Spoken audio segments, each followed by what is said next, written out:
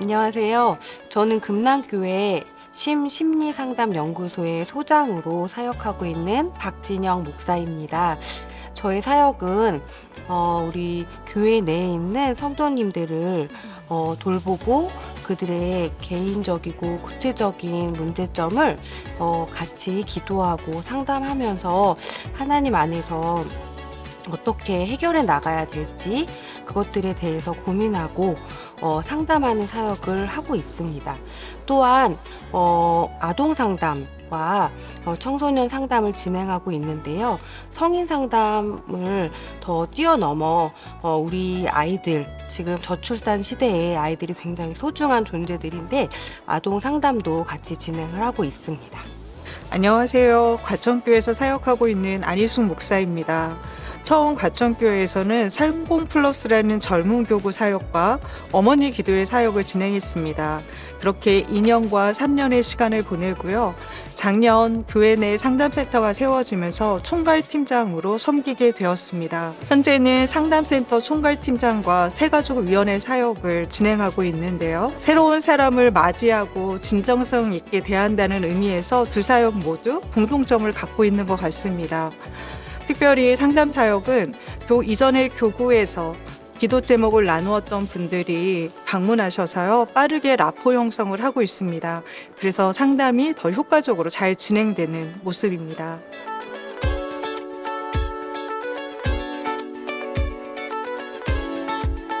일반 상담과 목회 상담의 공통점은 상담자가 대화라는 도구를 통해서 내담자의 심리적 문제를 살핀다는 데 있습니다.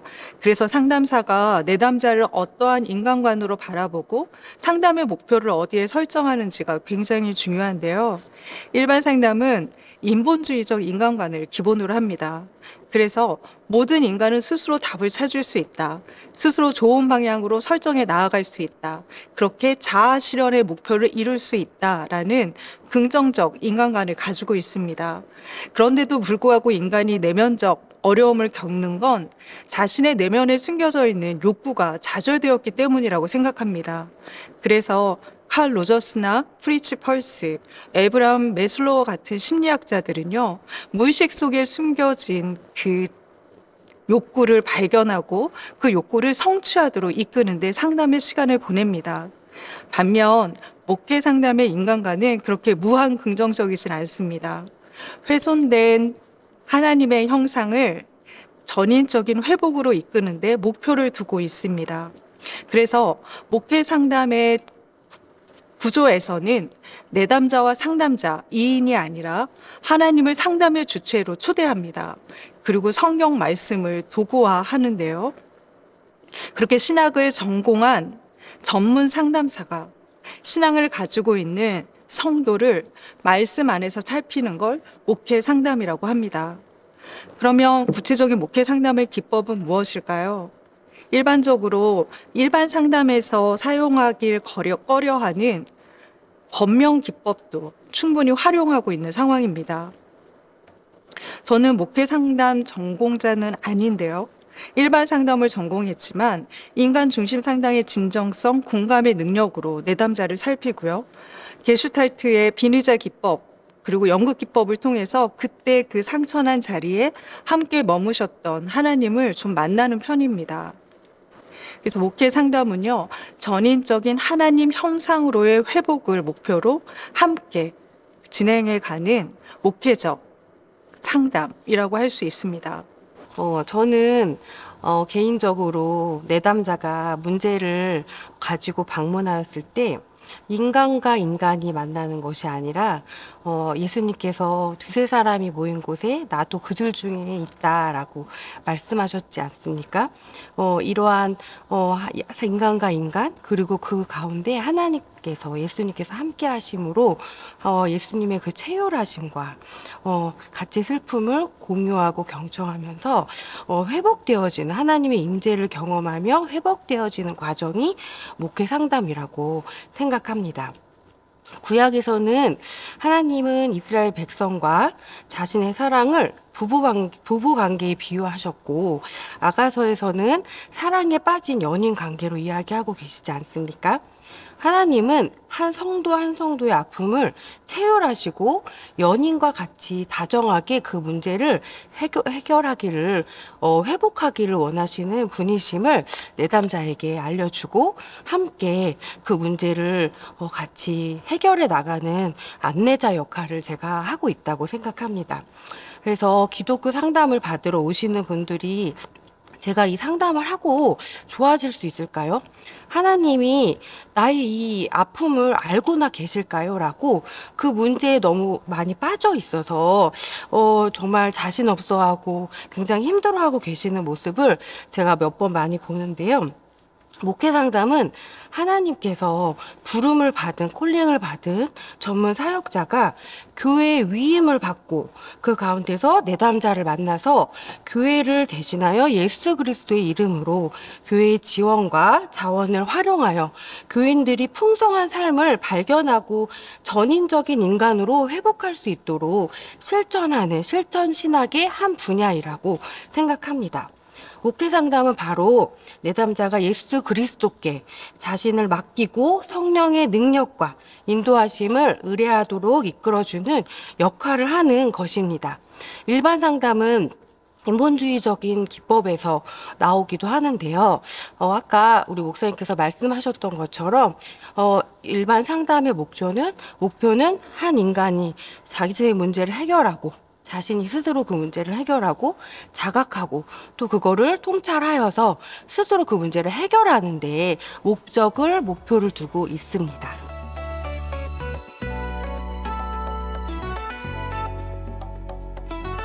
저도 지금 여러 교회들이 상담 현장을 어떻게 바라보고 있는지, 어떻게 개척해 나가고 있는지를 많이 알아봤는데, 대형 교회들은 이런 상담 연구소, 상담소, 이런 시스템 프로그램이 굉장히 많이 개발되어 있어요.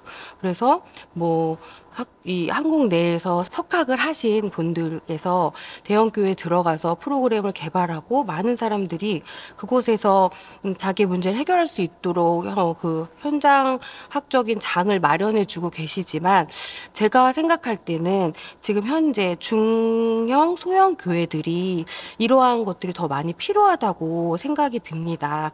그래서 제가 현 상황은 긍정적으로 생각을 하지만 소형교회, 중형교회에 전문인들이 더 많이 배치가 되어서 우리의 그 한국 교회에 있는 성도님들께서 이러한 상담 프로그램을 많이 접하고 자신의 개인적인 부부 문제, 자녀 문제 혹은 원가족과의 문제를 해결할 수 있도록 그런 중소형 교회에 더 많이 배치되어야 되지 않을까라는 생각을 하게 되었습니다. 네, 작년 말 부산 수영로 교회에서는 교단을 초월한 한국교회 가정사역, 상담사역 컨퍼런스가 있었습니다. 그곳에는 교회 내 상담센터를 운영하는 한국의 대표적인 교회들이 함께 했는데요. 사역을 보고하고 나누는 시간을 통해서 현 시대에 한국교회가 감당하는 상담사역을 만날 수 있었습니다. 지구촌 교회나 주한장로교회 같은 경우엔 교회 내 다양한 사역을 주체적으로 이끌고 있는 것을 확인할 수 있었습니다. 예를 들면 아버지 학교, 어머니 학교, 부부 학교, 한부모 캠프 등을 가시화해서 정기적으로 하고 있었고요. 온누리교회나 수영로 교회 같은 경우에는 상담과 연관된 프로그램, 그러니까 치유의 책 읽기 모임, 교육, 상담사 교육과 같은 다카데믹한 프로그램을 진행하고 있었습니다. 반면 아직 영세한 센터들도 굉장히 많았는데요. 교회에서 상담사 사례나 예산을 지원하지 못해서 자체 운영을 하는 센터들이 있더라고요. 그럴 때는 전문 상담사를 모시는 것도 어렵고 그저 센터장의 열정페이로 버티는 모습도 보였습니다. 그럼에도 불구하고 작은 교회에서 상담 사역을 세워가고 있다는 것은 매우 고무적인 일이라고 생각합니다. 비록 힘들고 어렵지만 성도와 마을을 돌보려는 교회의 의지처럼 느껴졌습니다. 그런 면에서요, 작년 수영로 교회에서 시작한 한국교회 상담사역 컨퍼런스는 매우 중요한 의미가 된다고 생각합니다. 이를 통해 개교회 센터와의 정보 교류가 확대되고 교회 내 목회 상담의 영역을 전문화, 또 고착, 확장시킬 수 있을 것으로 기대하고 있습니다.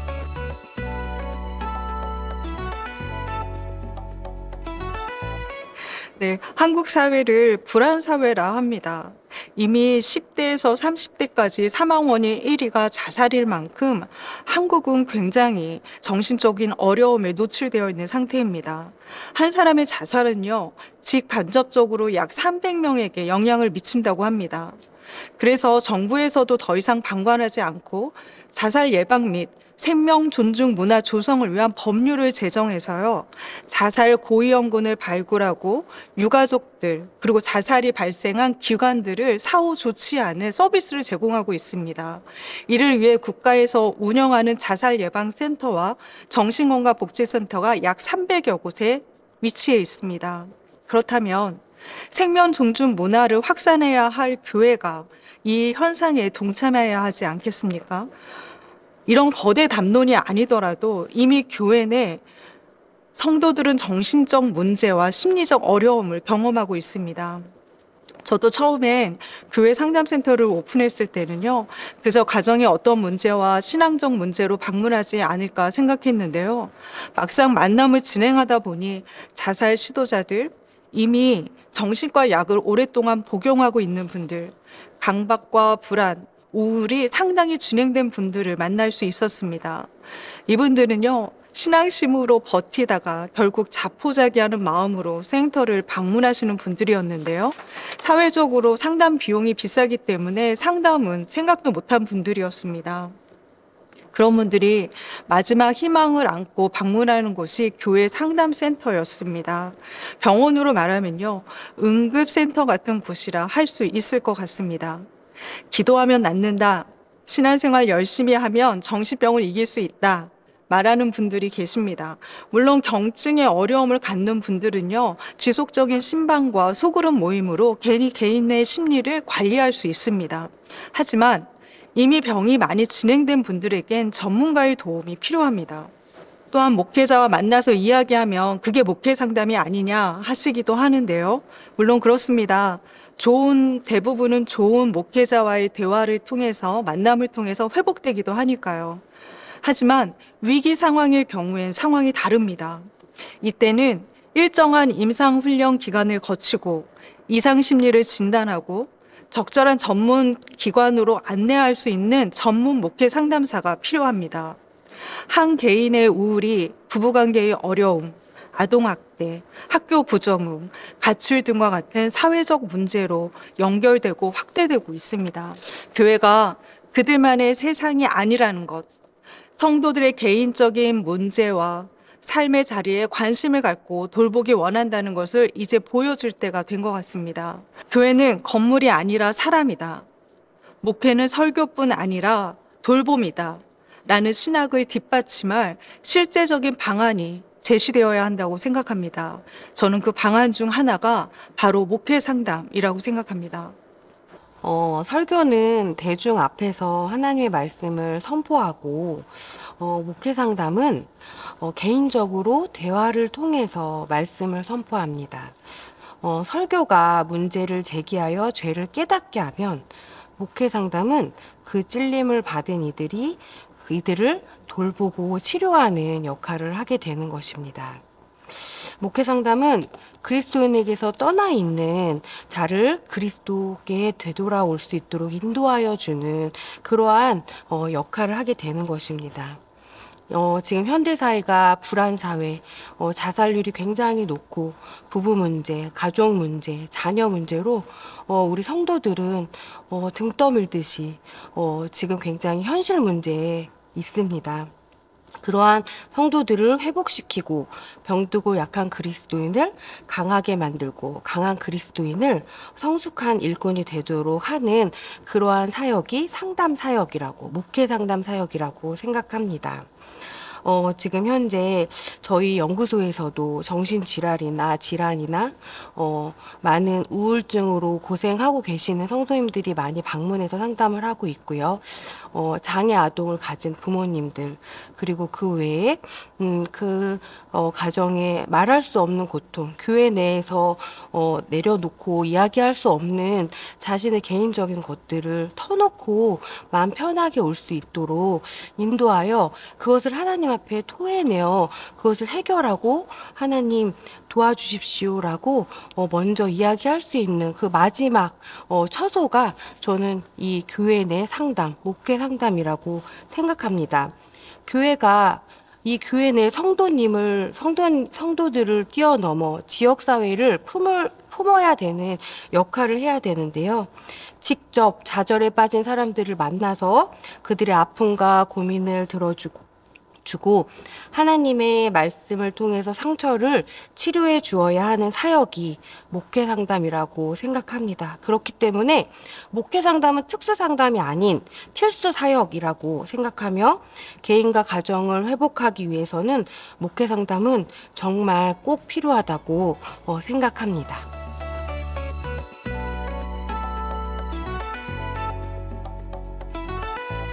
금랑교회 심리상담연구소는 2016년도 3월에 개소하게 되었습니다. 저희는 그 성도님들의 삶을 구체적으로 좀 더 디테일하게 살펴보기 위해서 전 영역에 전문가들을 배치하는 것이 저희들의 좀 목표였고 목적이었습니다. 아주 구체적으로 성도들의 자녀에서부터 부부, 노인에 이르기까지 전 영역을 상담하도록 하는 것이 저희들의 최선의 그런 목표였는데요. 특히 아동 상담, 목회 상담이라면 성인 상담에 많이 국한되어 있는데 저희 연구소는 아동 상담이 지금 굉장히 특성화되어 있고 교회 내에 그 아동과 발달적인 측면에서 어려움을 가진 친구들을 종종 보게 돼요. 그 아동들이 외부에 나가서 치료를 받을 수 있지만 교회 크리스찬 성도님들, 전문인들을 모아서 교회 내 상담센터를 개소하고 아동 및 가족 상담을 먼저 우선적으로 진행을 했습니다. 또한 가족 구성원의 위기 등이 굉장히 대두되면서 담임 목사님께서 그 필요성을 굉장히 인식하시고 개소할 수 있도록 장소와 그 외에 교회 교제 교구, 상담실의 교제 교구 모든 비용들을 다 교회 측에서 부담하셨습니다. 지금도 담임 목사님께서는 성도들의 아픔을 말씀 선포를 하시면서 그리고 뒤에서 기도하시면서 성도들을 돌보고 계시지만 정말 우리가 실질적으로 할 수 있는 것이 무엇인지 구체적으로 어떻게 안내해야 되는지에 대해서 전문인들을 발굴하시고 배치하시고 뒤에서 지원하시고 이런 모든 것들을 지원해 주시고 계십니다. 그리고 이 상담센터의 목적은 성도들의 아픔을 조금이나마 해결할 수 있는 통로, 안내할 수 있는 통로, 기도하고 말씀 보고 모여서 찬양하면 하나님께서 응답해 주시지요. 당연히 응답해 주시는데 전문가로서 이들에게 해줄 수 있는 것이 무엇인지 성도들에게 1대1로 다가가서 할 수 있는 것들을 모색하면서 건강한 그리스도인, 믿음의 그리스도인, 그 믿음의 그리스도인을 세우기 위해서 교회에서 전폭적인 지원을 해 주셨습니다. 과천교회는 대한예수교 장로회 통합교단에 속한 교회로 1950년 2월 2일 창립되었습니다. 그래서 올해로 73주년을 맞이했는데요. 과천에 세워진 첫 교회이면서 어려운 시기에 세워져 처음부터 지역사회와 함께하는 정체성을 지니고 있는 교회였습니다. 특별히 과천은요, 1980년대 과천 정부청사가 들어서고 청약과 개발 바람이 불면서 급격한 변화의 시간을 맞고 있는데요. 작년 새가족이 416명 등록할 만큼 교회 내에도 새로운 이주민들이 몰려들고 있습니다. 2010년부터 4대 담임 목사로 섬기고 계신 주연심 담임 목사님은 이런 변화 속에서 교회가 어떻게 마을과 함께 할 수 있을까를 지속적으로 고민하고 계셨는데요. 그 고민의 결과물 중 하나가 상담 사역이라고 생각합니다. 과천교회 상담 사역은 사실 2015년부터 가정사역부 내 가정상담부를 신설함으로 시작되었다 할 수 있는데요. 그곳에서 아버지 학교, 어머니 학교, 부부 학교와 같은 프로그램을 진행하고 상담을 전공한 목회자와 성도들이 개인과 가족, 부부 상담을 진행하곤 했습니다. 이런 과정들을 지나 현재 시내가 상담센터가 세워졌다고 볼 수 있는데요.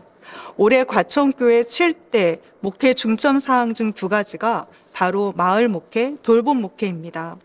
마을 목회는 사회복지법인 하늘행복 나눔재단을 통해 지역사회의 장애인센터, 노인복지센터, 다문화 가정 지원센터, 청소년 꿈터를 운영하고 있고요. 돌봄 목회의 꿈을 위해서는 시내가 상담센터를 운영하고 있습니다. 이를 위해 성도의 개인과 가정을 회복하고 지역사회 내 어려운 사람들과 함께하는 교회로서의 면모를 갖추었다고 생각합니다.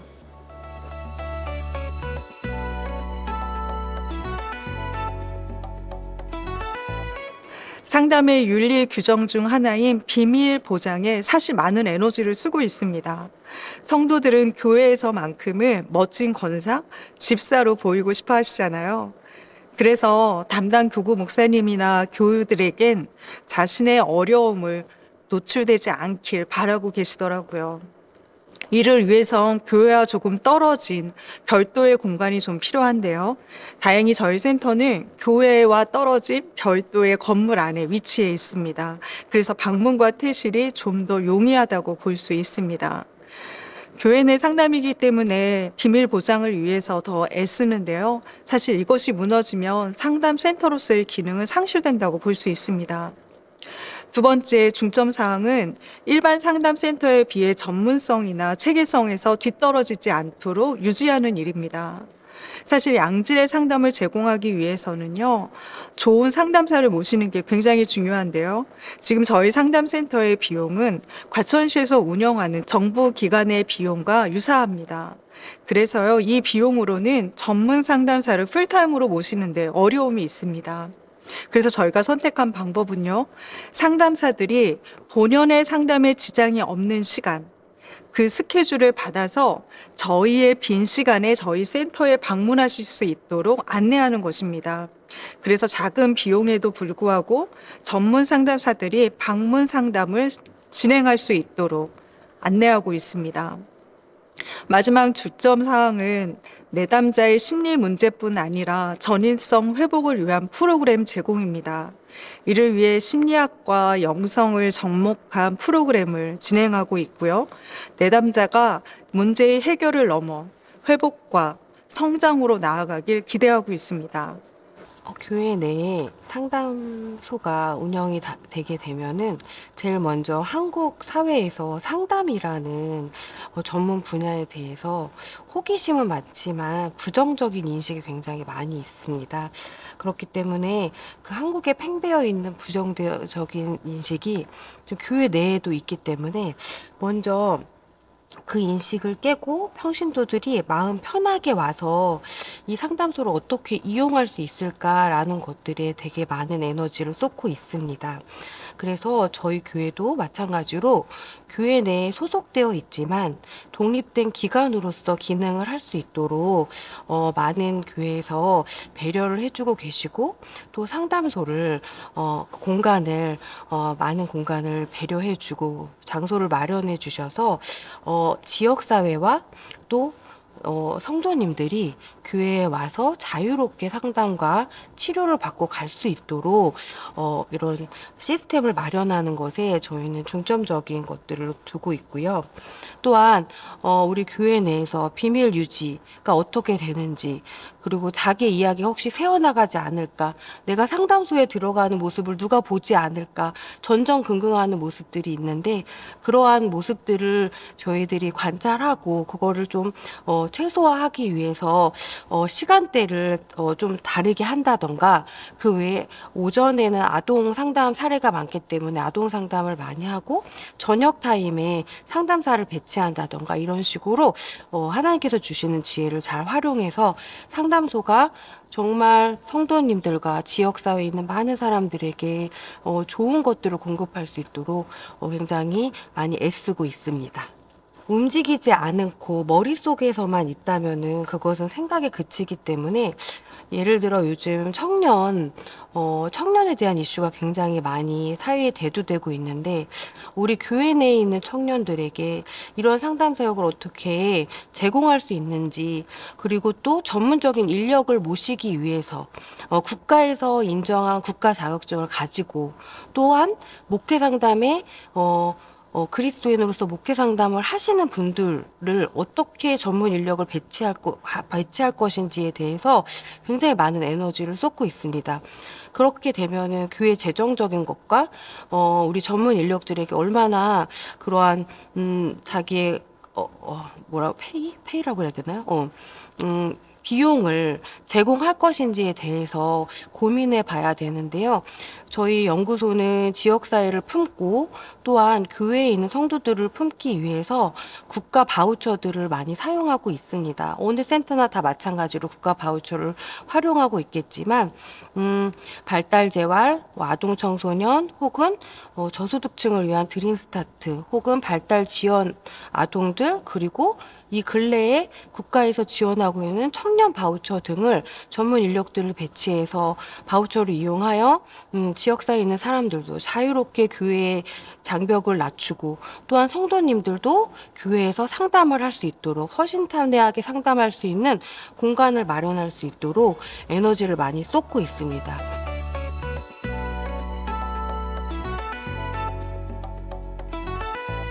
시내가 상담센터는 작년 1월 시범 운영을 시작으로 6월 5일 개원한 사실은 신생 센터입니다.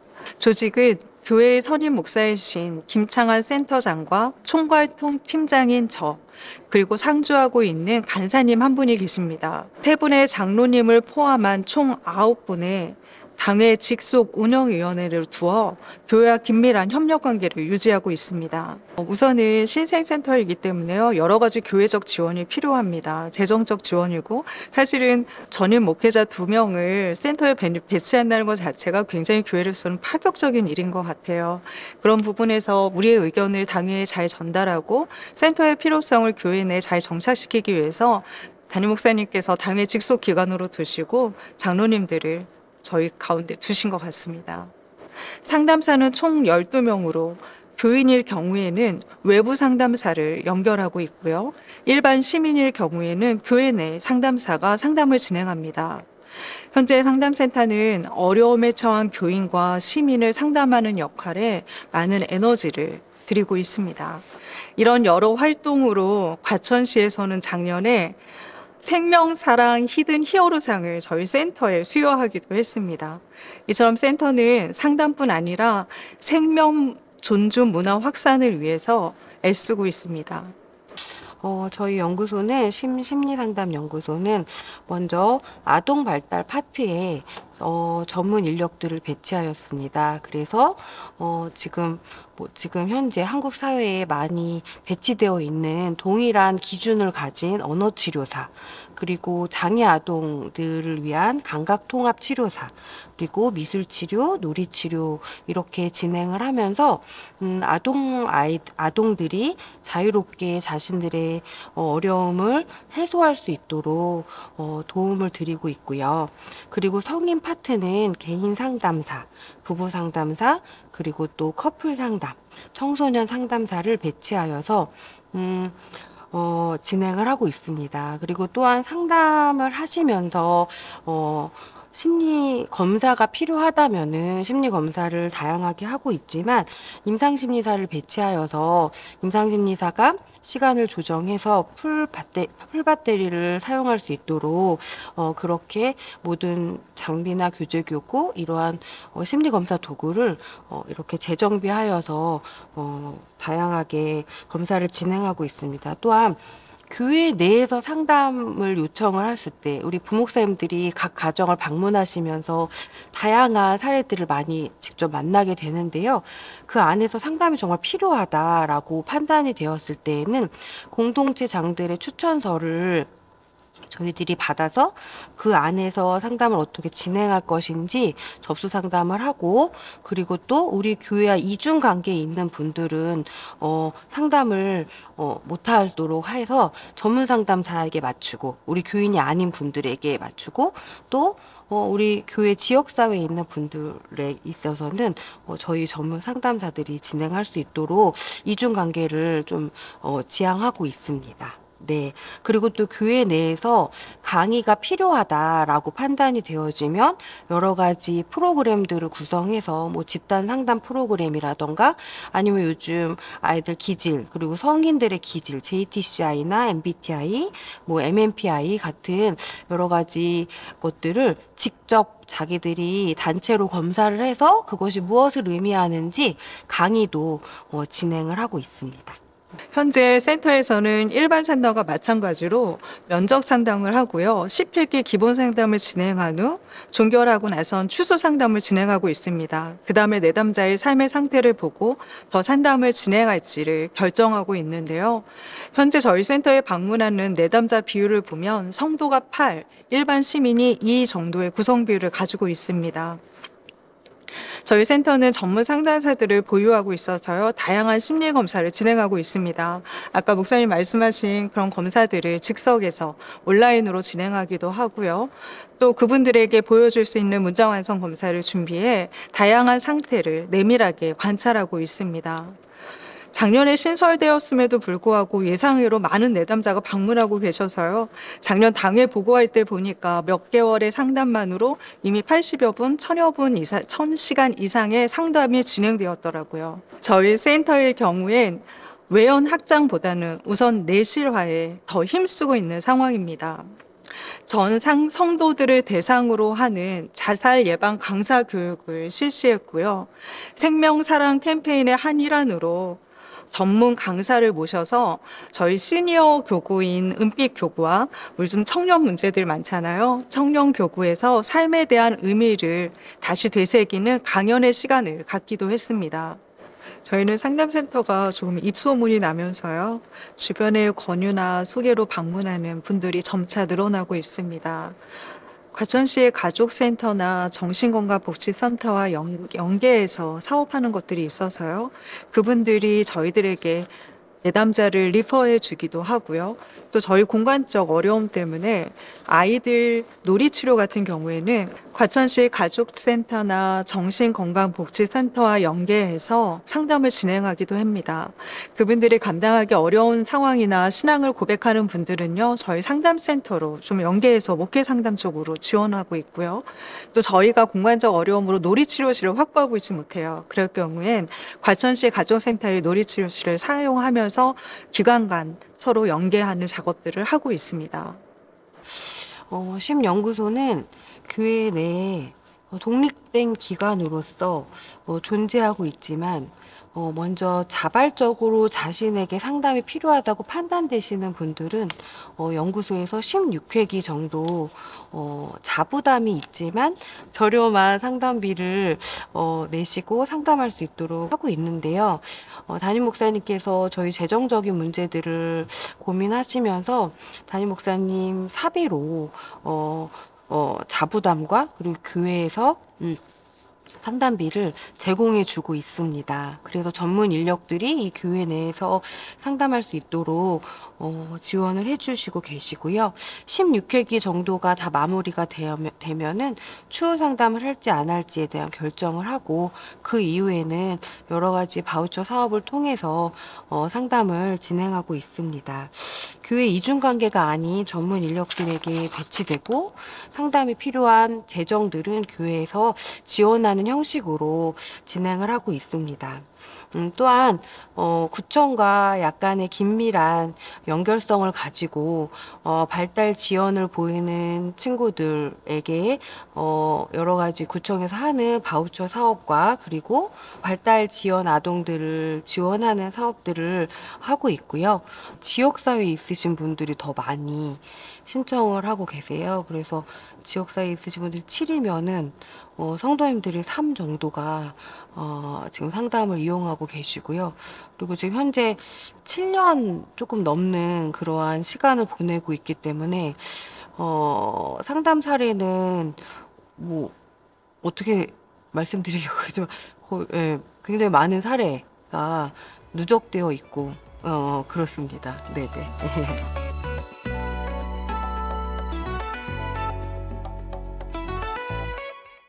교회 내에서 또 청년들이나 혹은 교사들, 아이들에게 사랑과 하나님의 말씀을 교육하는 교사들이 소진되었을 때 어떻게 우리가 그들에게 다시금 회복할 수 있도록 도움을 줄 수 있을 것인가라는 것들을 긴밀히 고민하고 살펴봐서 교회 교사들에게 상담을 제공할 수 있는 집단 상담 프로그램도 지원을 하고 있습니다. 또 상담 과정 가운데 여러 가지 심리 검사들이 필요하다면은 심리 검사를 하고 또 가족들이 와서 그 심리 검사 보고서를 보면서 함께 나눌 수 있는 자녀가 함께하는 상담을 받기도 하고 그러면서 그 안에 화해와 치료가 일어나는 모습들을 종종 목격하기도 합니다.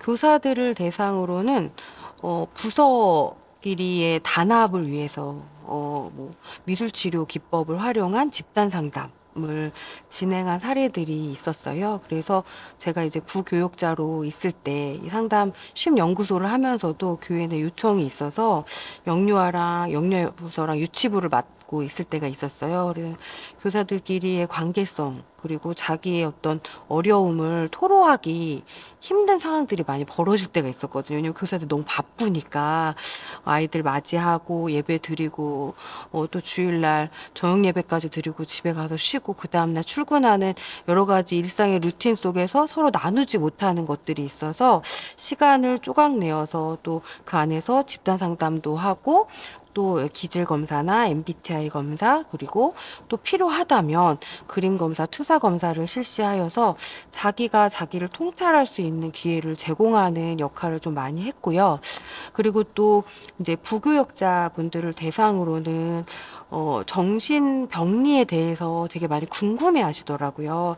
우울증, 뭐 여러 가지 조현병, 성도님들 중에서도 우울증 때문에 굉장히 고민 많이 하시는 분도 계시고 또한 조현병에 관련된 가족 구성원이 있어서 굉장히 좌절하시는 분들, 내가 가족으로서 어떻게 지원을 해야 되는 것인지 힘들어하시는 분들도 있고, 근데 이러한 것들이 대두되면서 그 정신병리에 대해서 좀 한번 다룬 시간이 있었었거든요.